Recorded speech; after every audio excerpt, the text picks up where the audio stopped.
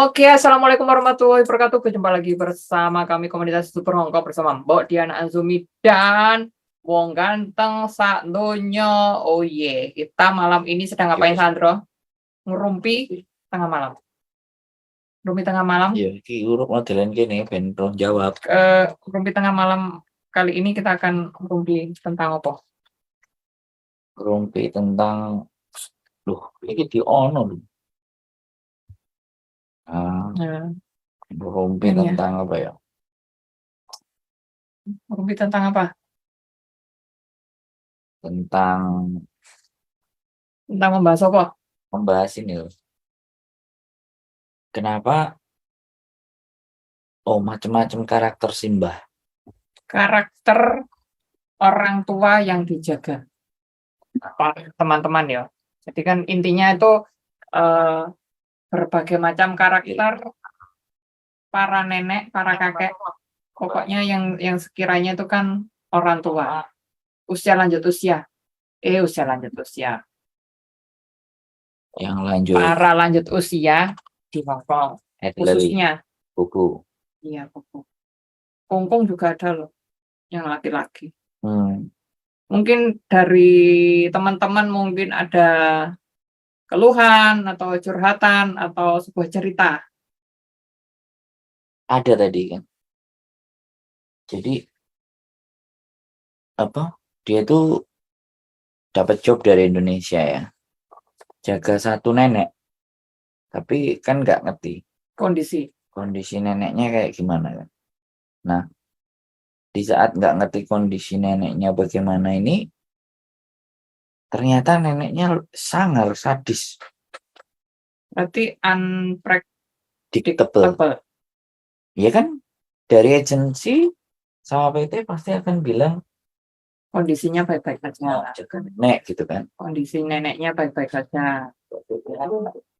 Tapi ternyata di saat Mbak tersebut bekerja di Hong Kong, ternyata kondisi neneknya ini tidak normal dalam artian kondisi psikologisnya juga karena melakukan kekerasan terhadap Mbak tersebut kan. Yes. Nah, berarti ini kan ada sesuatu masalah yang terjadi di nenek tersebut karena kondisi saat interview berarti antara agensi sama PT di Indonesia tidak menyebutkan secara detail. Yes. Berarti ini kan sebenarnya bisa disiasati setiap agensi juga. Waktu interview juga harus menjelaskan. Jadi jangan mereka karena majikan Hongkong membutuhkan CC karena sudah membayar dan akhirnya mereka membuat sesuatu yang seenaknya sendiri. Kondisi neneknya ini berarti kan setidaknya sudah tercover bagaimana gitu. Nah, tapi kalau menurut kamu gimana? Kalau menurut saya kalau kondisi neneknya diceritakan ya nggak mau kan CC-nya. Iya. Nah kan, nah ini yang teman-teman harus mempersiapkan. Ya, benar. Jadi posisi kita itu udah kalah. Apalagi kita kan posisinya kan posisi di pesakitan.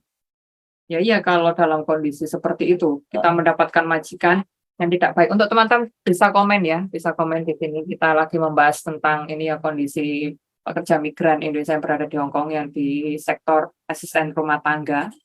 Karena pekerjaan kita bukan hanya pekerja rumah tangga, juga harus menjaga nenek dengan kebutuhan khusus dan lain sebagainya. Jadi disinilah yang dibutuhkan untuk apa ya, teman-teman itu udah harus ready dengan apapun yang terjadi kan. Bahkan sampai bisa mensiasati bagaimana kondisi menghadapi nenek-nenek yang sudah terlewat pikun. Itu sudah melampaui batas kepikunannya dan harus mengkonsumsi obat penenang dan itu dalam maksudnya kan dia tuh di bawah pengawasan dokter juga. Tapi kan tidak mungkin pemerintah Hongkong sini juga, maksudnya kondisi pasien ini harus tinggal di mana, kan pasti dikembalikan lagi ke rumah. Dan ini yang menjadi kendala kan, di saat teman-teman dari Indonesia belum siap tentang hal itu, mau nggak mau sudah terbang di sini dengan potongan yang sekian-sekian, Nah, ini kan pasti juga membuat shock, kaget. Bukan gagal secara tenaga, tapi jiwanya kan juga terguncang, apalagi yang neneknya mungkin nyakar. Kalau yang curhat di kamu neneknya ngapain? Lemparin pisau, Lemparin pisau. lemparin barang-barang kan. Tapi udah bekerja berapa lama? 4 bulan kalau nggak 4 salah. bulan. 2 bulan baru. Di situ kan apalagi dalam kondisi bahasa yang terbatas. Nah, ibaratnya ya. Iya, Jadi ibaratnya teman-teman itu dihadapkan dengan persoalan yang terlapis. ekstrim kan. Maju kena, mundur kena kan. Nah, ini Apalagi maju mundurnya itu sabetannya itu kayak sebuah duri-durinya itu bukan kan hanya dirimu merasakan tuh ya sudah merasakan dan melalui. sampai kena penyakit mah yang berkelanjutan kan. Iya, terus dulu pernah radang paru juga. Nah, radang parunya itu gara-gara di Indonesia atau Bukan di sini. karena keluar malam? Itu kurang istirahat juga, overtime, menjaga bayi juga menjaga orang tua dan menjaga 2 nona. 2 nona, 1 bayi, 1 1 mbah. anak, 1 mbah. Dan itu kan cucunya nenek. Dan itu kan nggak ada perjanjian di ini. Itu meskipun aku sudah pengalaman di sini loh ya itu. Bukan aku baru dari Indonesia kalau pekerjaan itu. Itu majikan yang ke 3. bahkan itu majikan ketiga pun Iya, masih ketemu, menemukan majikan ketiga pertama break 8 tahun. loh. Pertama Finish. 8 tahun. Iya, finish. Itu pun masih dapat yang kayak gitu juga Iya, ya. masih dapat yang kayak gini. Nah, ini apalagi mereka yang baru datang coba. Jadi yang Dia masih baru dan belum, maksudnya secara mungkin juga kebudayaan, penguasaan bahasa dan situasi mereka kan benar-benar masih baru.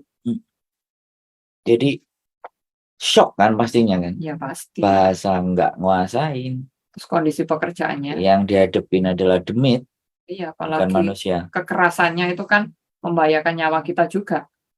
Dan itu kan kalau seumpamanya terjadi dan kena CC-nya itu kan juga akan mengalami sebuah masalah hukum yang sulit juga karena kalau neneknya minum obat dan dia mengalami sakit yang itu kan tidak bisa disalahartikan secara serta-merta dia bisa menghadapi tuntutan hukum. Iya, nggak bisa karena Nah ya, posisi neneknya udah. Nah, ini udah kekuatan lahir ini sudah, kalau akalnya nggak main jelas depresi kan. iya bukan hanya Ini depresi, sudah bisa main. melakukan kegiatan maksudnya sesuatu hal yang di luar nalar. Nah, jadinya kita harus apa namanya kalau kita bilang ya spiritual kan. Ya iya. Udah Kekuatannya kita mintanya sudah untuk menguatkan di saat kondisi darurat. nah itu loh, Bro. Kan kondisi darurat apa yang terjadi kita tuh nggak tahu. Jam berapa terjadinya juga nggak tahu. Kan kayak temanku yang dulu pernah curhat malam-malam ternyata neneknya tiba-tiba nyakar jam 2 pagi. Tiba-tiba jam 3 pagi neneknya bangunin dia terus mukul pakai kayak hanger itu. Nah itu. Tapi memang neneknya itu kan memang udah ada masalah tapi dia bertahan karena sesuatu hal. ya dong pasti kan cari uang. Iya, cari uang. Sampai Utangnya segitunya banyak. gitu. Iya. Apalagi suaminya sakit. Nah, itu kan. Tapi di situ akhirnya kontrak kedua atau ketiga neneknya mulai membaik. Sedikit membaik lah. Nggak melakukan pemukulan. Cuma tingkahnya dia sering naik, ngambil sesuatu. Dan itu juga membahayakan. Kadang naik itu yang di pinggir jendela, nggak ada teralisnya kan juga bahaya kan. Jadinya dia itu mau nggak mau harus mengawasi nenek tersebut. Mau kemanapun dia bergerak, mengikuti. Kadang ritmenya nenek kayak gitu kan, Bro. Semalam nggak tidur, kalau nggak gitu tidurnya itu hampir seharian. Nah, kondisi-kondisi ini kan dari Indonesia dulu nggak ada sistem edukasi dan training seperti ini di PT. Mereka trainingnya kayak tata boga, bahasa, belanja gitu. Tapi untuk kondisi-kondisi seperti ini sebenarnya harus dikasih bukan hanya gambaran, tapi kayak dipraktekkan dalam sebuah karakter film dengan peran yang berbeda. Itu tugasmu berarti Ya tugasku nanti kalau menggambarkan kita kondisi yang ekstrim. Ya. Bikin film itu. bikin film. Jadinya Kondisi nanti ekstrim. itu bagaimana? Itu kan bisa membuat film tapi kan ada unsur mendidik gitu Ya, setidaknya. pasti. Iya. Sesuatu yang buat kan Harus dibekali. sesuatu yang kamu buat kan unsurnya mendidik semua. Ya mendidik semua. Kalau yang mau dididik loh. Kalau merekanya Bersedia untuk dididik. bukan bersedia, concern Concernnya dan mau melihat sesuatu yang ada nilai pendidikan. Iya, pendidikan. Tapi kalau enggak, mereka lebih seneng melihat goyang-goyang kok. Ya nggak masalah. Kita apapun kan bisa. Ya nggak peduli. Yang penting kan kita berkarya. Mau diterima mau enggak itu kan urusan masing-masing. Jadi tetap terus. Ya kondisi di mana kalian teman-teman ini tidak bisa membayangkan. Tapi kalau dirimu ngomong dan dirimu mengalami kan masih hidup dirimu.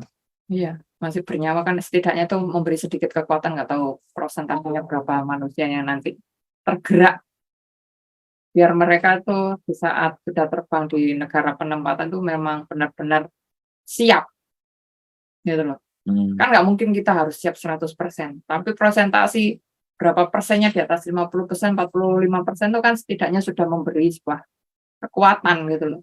Makanya di sini kita naikkan bagi teman-teman yang melihat ataupun menonton bahwa belum tentu apa yang kalian lihat di sini itu sesuatu yang kalian bayangkan di Indonesia. Bahkan lebih banyak sesuatu yang tak terbayangkan. Iya, dan itu terjadi. Dan kita harus bagaimana? Nah, ini kan yang menjadi persoalan. Yang dulu pernah tak ceritakan berkali-kali tentang pelecehan seksual itu bagaimana.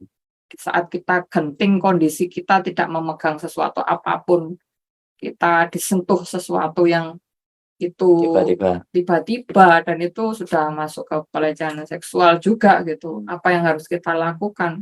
Jadi kita tuh harus siap. Kita nggak cuma bisa bicara ngomong stop pelecehan seksual. Stop. Itu nggak bisa kita. Cuma ngomong teori tok, tapi praktek ini refleks gerak tubuh ini juga harus disimulasikan. Iya, simulasi. Dan ini bisa, maksudnya kita boleh membuat ini tuh dalam artian komedi atau apa, tapi untuk yang kali ini kita juga harus membuat sesuatu yang lebih serius. Gitu loh. Dalam artian ini benar-benar memang harus juga diterapkan, bukan hanya dari sini kita agensinya bagaimana, tapi kerjasama antara beberapa pihak itu kan kalau nggak digaungkan terus-menerus, terus siapa lagi? Nanti korbannya ya orang kita sendiri. Yang repot juga pemerintah sendiri. Gitu. Bagaimana cara mengantisipasi kan gitu.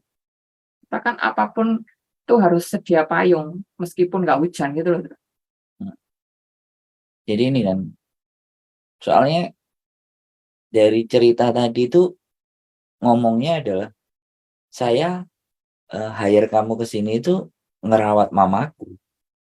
Iya, karena ngerawat orang tuaku loh, sedangkan orang tuanya kondisinya ya jelas. Iya. Anaknya sendiri nggak ngatasi, disuruhnya orang lain. Ibaratnya gini loh. Kita nggak tahu kalau itu macan, nah kita disuruh ngadepin macan gitu. Karena kita nggak ada pelatihan untuk mengatasi macan. Ya kan? Iya, itu terjadi loh. Dan itu hampir kalau disuruh cerita, aku pastikan itu lebih dari 100 orang akan menceritakan hal semacam itu. Hal yang mirip-mirip dan hampir sama. Nah, jadi jaga mbah itu bukan, ya persoalannya adalah mbahnya ini normal nggak kan? Iya, kondisinya kan begitu. Kan ada juga teman kita yang mainan tai mbahnya. Iya. Jam 2 malam minta mandi. Lama-lama yang ngikutin kalau nggak sadar-sadar juga ya soak kan. Tapi kan katanya gajinya gede. Iya, katanya gajinya gede. Mungkin ada sesuatu yang dipertaruhkan, tapi mengorbankan diri sendiri ya bodoh aja kita. Ya nggak apa-apa sih. Menurut saya sih nggak apa-apa. Iya, nggak apa-apa. Kan Itu kan bagian dari risiko. Iya, risiko setiap manusia. Dalam hidup kan tidak ada yang tidak berisiko. Walaupun kadang ada yang risikonya besar ataupun kecil. Bagaimana menetralisir risiko menjadi sesuatu yang lebih sedikit. Berarti simulasi ya, artinya gerak refleks, dan Refleks. teman-teman harus bisa berlogika dan sambil berpikir, aku nih harus ngapain Iya. untuk ngadepi manusia yang seperti ini. Saat dalam kondisi darurat kadang kita mikirnya kan nggak logis, dan itu normal. Tapi ketidaklogisan itu kan bisa kita gimana ya? Bagi yang mau berpikir, Iya, diantisipasi bagi yang mau berpikir, iya. harus mindfulness. Makanya pertanyaan di mana bahwa, loh kok keluar gini, Mbak? Maksudnya apa? Maksudnya ini intermezzo. Jadi kita harus benar-benar mindfulness. Mbak Maria Bungalim. Halo Mbak Maria Bungalim, selamat Pagi. malam. Selamat pagi ya, terima kasih. Ini lagi Jadi ngobrol-ngobrol. mindfulness ini dalam artian kita harus tahu siapa diri kita ada di mana, kita ngapain, tujuannya apa yang dan bagaimana caranya, dan harus seperti apa.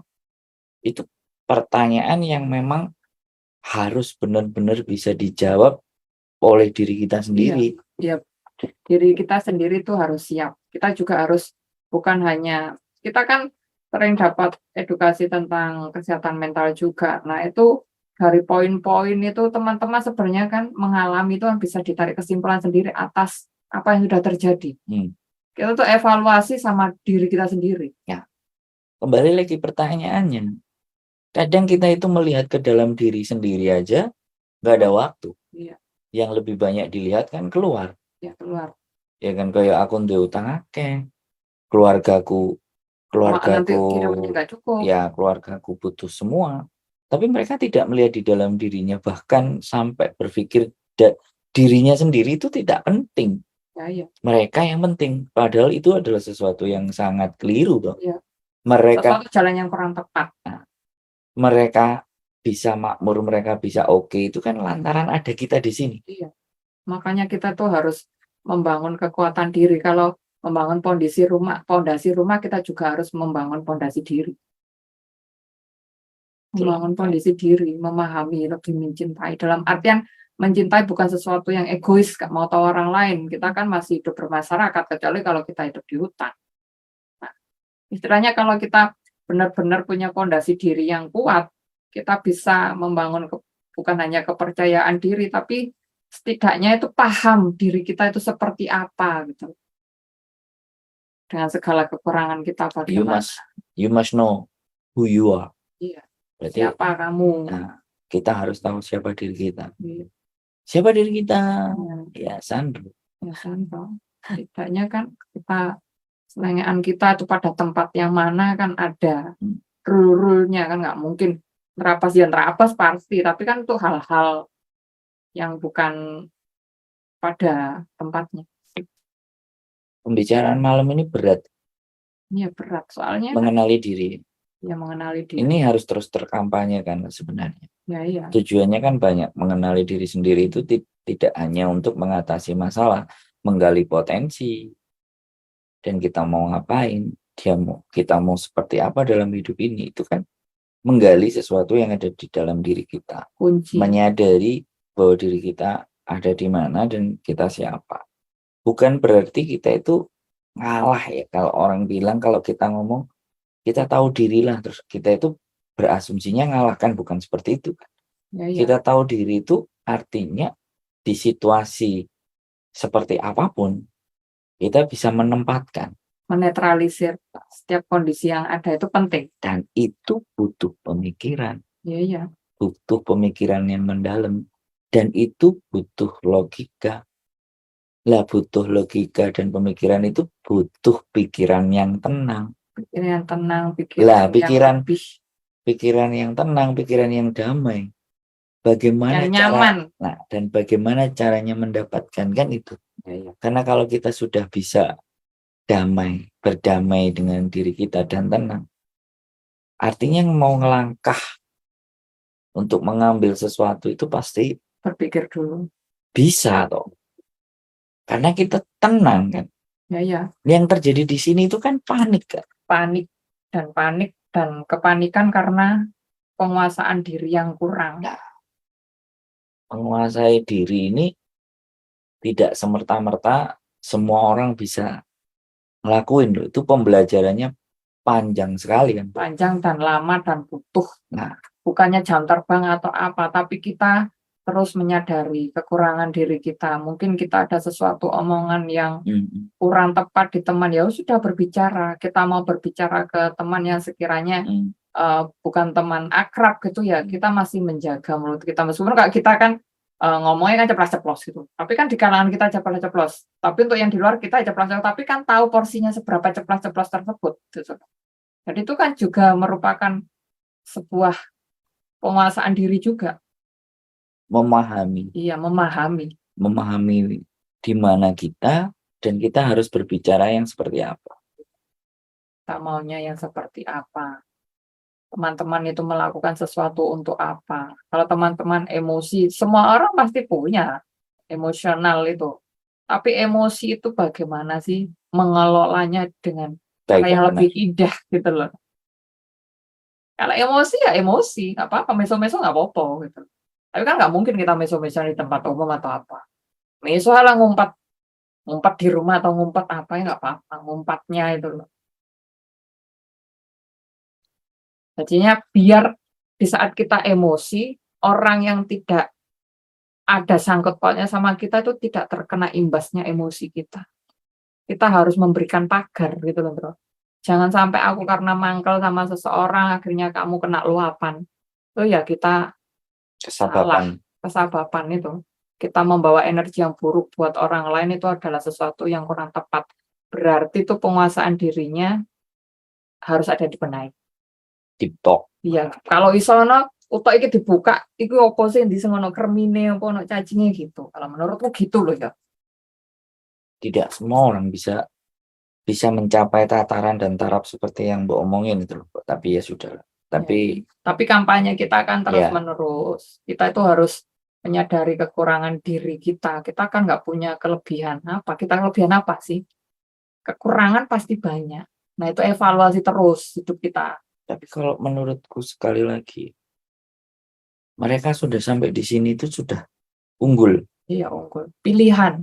Loh iya sudah unggul dan nyampe kan? Iya nyampe. Nah sekarang langkah berikutnya wis nyampe. Katanya mbok piye no. Mau apa lagi? Nah, what's next? Kan kita selalu pembicaraan kita kan selalu temanya tidak akan pernah lepas dari what's next. Apa berikutnya? Nah, apa berikutnya? Itu kan selalu kita ngomong baik dirimu sama saya pun selalu what's next. Ngomong sama orang lain pun mesti temanya what's next. Ya, akan apa besoknya lagi? Apa besoknya? Karena sebagian orang bahkan dengan masa depan itu kadang-kadang nggak peduli. Ya yang penting. Tapi ada juga yang ya kerja di Hong Kong ngirimin ada keluarga Indonesia nanti yang penting selesai. Yang penting keluarga ada uang, yang penting keluarga makan enak, aku nggak makan enak. Kalau aku prinsipnya nggak seperti itu, bro. Enggak. Kalau menurut aku apa jeneng yang mbok katakan itu tidak sepenuh bahkan bisa dikatakan secara teori itu ideal. Iya. Yang mbok omongin. Tapi di saat kita menghadapi ketidakidealan, itu tuh. Iya. Itu loh yang harus kita kampanyekan. Di saat mereka menghadapi situasi dan keadaan yang tidak pernah dia pikirkan. Coba blank nggak? Itu loh, makanya kita harus menyampaikan kemungkinan-kemungkinan yang akan terjadi kepada teman-teman ketika ada di Hong Kong. Dengan karakteristik dan budaya serta kondisi serta keadaan itu yang lebih berbeda, lebih banyak kita sampaikan. Cerewet, mau super bersih, ya kan? Iya. Nggak mau salah. Terus yang suka merentah-merentah itu bosi. Ya beberapa teman-teman dari kita itu pekerja migran di Hong Kong karena kekenyahan majikan itu juga membuat Depresi, mental down. down, dimaki-maki, dimarahin. Makanya Apalagi sampai ada yang ditunjuk-tunjuk di depan umum di lampu merah, gini gitu. Seperti dia tuh sudah dijatuhkan mentalnya di depan umum. dan itu yang dilakukan orang-orang karena dia tidak secara fisik. Iya. Makanya yang dijatuhkan mental. Iya. Makanya banyak yang baru-baru itu kena mental. Kecuali yang udah bisa menguasai kan akhirnya dia bisa membantah. Dalam artian bukan membantah majikan melawan, tapi dia membalikkan omongan majikan tersebut. Nah, itu dibutuhkan tataran kosakata yang baik. Iya. Itu dibutuhkan juga pemahaman. Gitu. Dibutuhkan memahami aturan. Jadi sebenarnya mereka datang ke Hong Kong itu hanya ingin ngejar cuan, tapi yang terjadi tidak hanya cuan yang harus dipelajari itu, tapi kompleksitas. Apalagi kita live in, kita bekerja sama majikan 24 jam. Istilahnya kita tinggal bersama majikan, mau nggak mau rekan majikan itu pasti akan ada.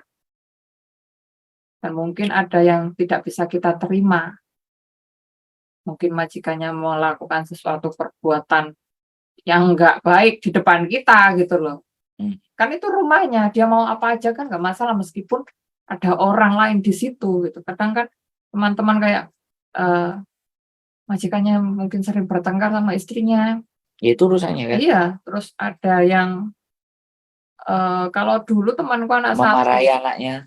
Iya, memarahin anaknya juga. Mukulin anaknya. Tapi kalau memukulin di Hong Kong itu ada gini, kalau kita ada mengetahui tindakan kekerasan itu harus lapor. Iya.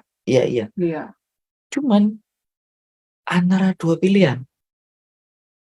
Ketika majikan tidak suka, ngapain kamu lapor? Ini kan urusan saya, kan selesai juga. Iya, selesai, akhirnya menimbulkan pemutusan kerja secara sepihak. Nah, itu kan teman-teman juga tidak siap hal itu terjadi.